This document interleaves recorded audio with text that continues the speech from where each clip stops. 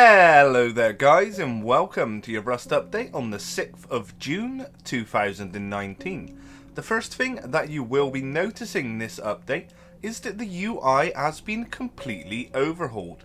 Everything you previously could find should still be available, along with some new additions. The server browser has been improved, becoming a lot more responsive, and with the option to see the last wipe of a server. You can even sort it by wipe times. You will also be able to see which friends are in which server. The skin store is also now accessible in the game, making it a lot easier to spend your hard-earned cash. The biggest feature added this month has been long requested, and you have likely already heard that it's coming. Horse riding is now here. This is just the initial release of the system. Expect many changes to come over the coming weeks. A saddle has been added to the game, although currently horses spawn with them already ready to go. The horses now currently are just waiting around for you to jump on. So to do so, just run up to a horse and interact with it. The default key is E. Controlling the horse is fairly straightforward.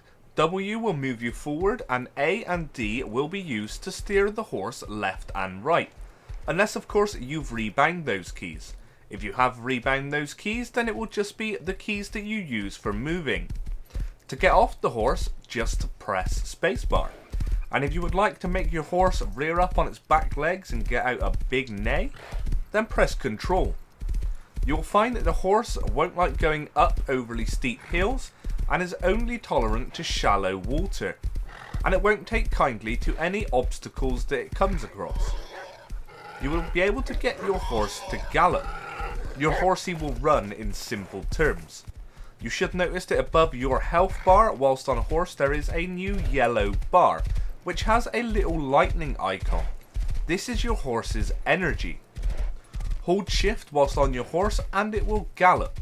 The yellow bar will then start to deplete, and if you stop galloping, the bar will refill. When you first get on your horse, you should notice that its maximum energy will be around about 50%. To get this higher, you will need to feed the horse. Also note that the horse will use less energy when you are running on a road. Feeding your horse is pretty easy, and doing so will also heal it. Yes, horses have health, but more on that in just a moment. All you need to do is drop some food down in front of your horse, and then you shall hear it eating. If you don't have any spare food on you to drop, there is another way. Simply take your horse out for a walk, find some corn or pumpkins, walk up to them so that it's just in front of your horse's face, and then you will hear him eating away. Now on to Horsey Health. You will need to heal your horse up if he gets shot or stabbed. It's pretty simple to do so. All you need is a hammer and some horse meat. Alternatively, if you were listening to the last part about feeding your horse, just feed it and it will heal. The hammer will do absolutely nothing.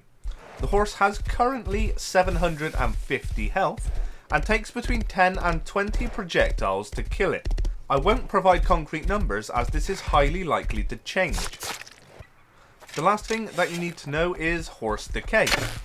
Unlike the minicopter, the horse doesn't decay. It starves. That last part was a lie. Currently, a horse doesn't decay or lose health over time. You can store them inside or outside and it won't affect it whatsoever currently. However, should you wish to keep it inside your base, you will need to use a garage door. Other doors just aren't big enough. Also, just remember that this is the first implementation, so there will be bugs and glitches. Don't rage and flame the developers, just send a bug report. Over the past couple of months, there's been a great time going on for most people, getting some amazing loot over at the oil rig. However, that is swiftly coming to an end. This month, the scientists at the oil rig have been nerfed. The guns and components they drop will now be dropping at a significantly lower rate. This, however, isn't the only change to the oil rig. some issues have been smoothed out. A couple of anti-hack triggers have been fixed, and some issues around projectiles have also been fixed. The cost of knowledge this month has been reduced. Researching any item that is considered rare or very rare is now cheaper. The cost of a rare item blueprint is down from 250 scrap to 125, and the cost for a very rare blueprint is down from 750 scrap to 500. Player movement this month has also been greatly improved with a little quality of life update. Little obstacles such as curbs and little rocks will now just be bumped over as you run into them, rather than you having to jump. And aside from all of these bigger changes and additions, we do have a couple of few notable smaller things. You can now scroll through your sleeping bags when you die. In-game chat should look a little bit better due to some changes to the font. Water jugs will now spawn with less water, and optimization should hopefully reduce big frame drops. Lastly, the only other thing I have for you guys is that the giant excavator monument isn't ready for this update. Hopefully we will see it next month. That's everything that I have for you guys, and I hope you have enjoyed. If you have, make sure you hit that like button, and if you would like to see more content, make sure that you are subscribed. Thank you very much guys, have a good day.